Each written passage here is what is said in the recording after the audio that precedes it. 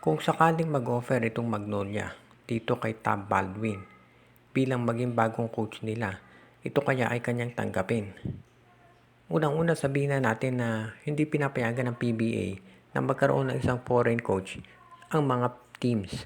Pero alam naman natin na hindi yan talaga magiging problema dahil ilang beses na yan pinaikutan ng mga teams katulad na lang nitong TNT.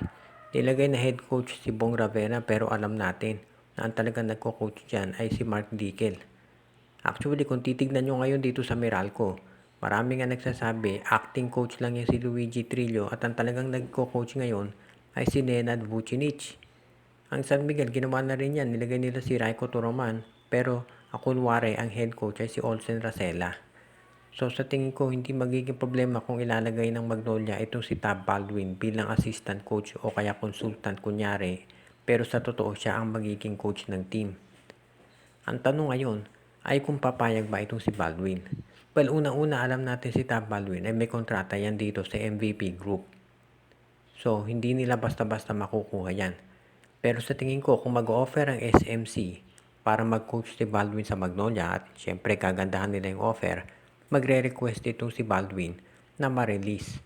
At sa tingin ko, papayag naman yung MVP Group dahil bakit mo naman pipilitin ang isang tao na magtrabaho sa iyo kung ayaw na niya?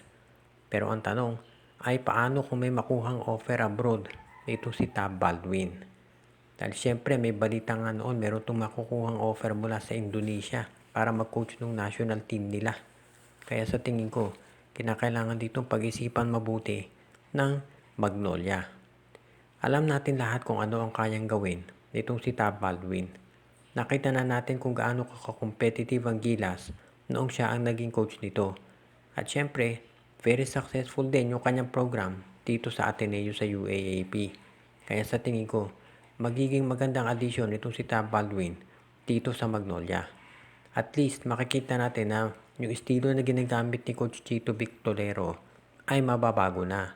At kinakailangan na lamang na magkaroon ng magandang sabihin na nating usapan itong si Tab Baldwin at itong Magnolia para matuloy na yung kanilang transaksyon.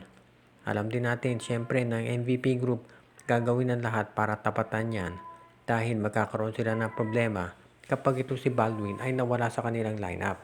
Dahil alam natin kung gaano kalaki na itulong nito dito sa kanilang programa sa Ateneo. Actually, hindi na sa Ateneo, kung hindi maski na dito sa Gilas dahil kahit papano nagiging consultant pa rin siya dyan. Kaya kung ikaw ang SMC, kinakailangan gandahan mo talaga offer para tanggapin na ni Baldwin at magkaroon ng fresh start ang Magnolia.